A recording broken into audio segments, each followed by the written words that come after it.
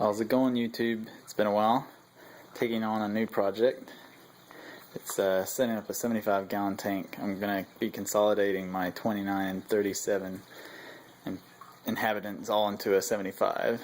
So I've taken out all the plants and gotten all the fish out of the 37 because I'm going to be using this stand. I've built an extension for that. And I'll be using this plywood here to make it the top. I got my loaches and angelfish in a crib and the Rubbermaid tub with all my plants and my driftwood in there. Got a heater and a pump running on that. And then all the rasbors and cherry bars went into the 29 for the time being. I seem to like it in there already. The rasbors are schooling together. Cherry barbs all hanging out. The other fish in the tank were wondering what the heck was up. But everybody seems to be getting along okay so far. So what I'll do is once I get the 75 set up over there on the cabinet, this tank will keep coming down as well. And all of the plants in it will be combined with the plants from 37 into the 75.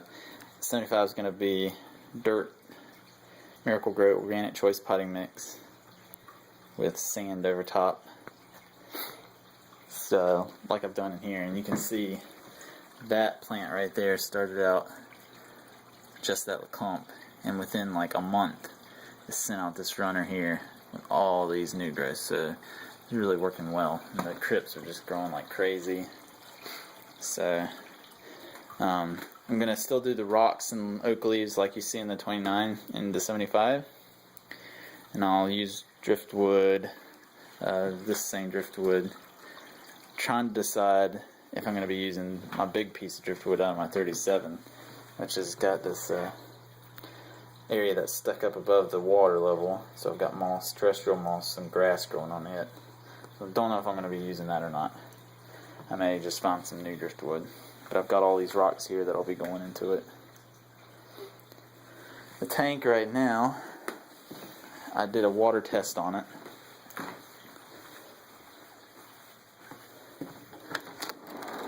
It's getting, I'll have to drain it tonight because it's supposed to get pretty cold. I don't want it to freeze. But that'll be coming down. I gotta clean it up. And then I've got to repaint my stand so that it all matches. Get my top on, which will hopefully take place in the next day or two. Here's some another bowl that I had made. It's been a while since I've shown that. You can't really see anything in there right now because there's no light on. And then my other little bowl project or tank project. It's doing alright. Got dwarf hairgrass growing in there and a crypt. And some rocks. No, there's not any inhabitants in there. I'll probably eventually put some cherry shrimp or a snail or two or something in there. I did have a betta in that, but it died. And then these bowls, see if I can get the focus. Still have crib fry in there. There's 3, I believe, in this bowl, and at least 1, maybe 2 in this bowl, but they're both just jam-packed with plants. But they seem to be happy. The crib that actually was in the 37 that I took out that's now in the Rubbermaid tub is was the largest out of the spawn from work. So, looking forward to getting this set up. I'll keep you posted, let you know how things are progressing. Do a video of that once it's I'll probably do an in progress video and then a final setup video. There's my auto, my one little auto. I need to get some more of those guys. Here's my nice big cichlid, Apisto, steel blue Apisto.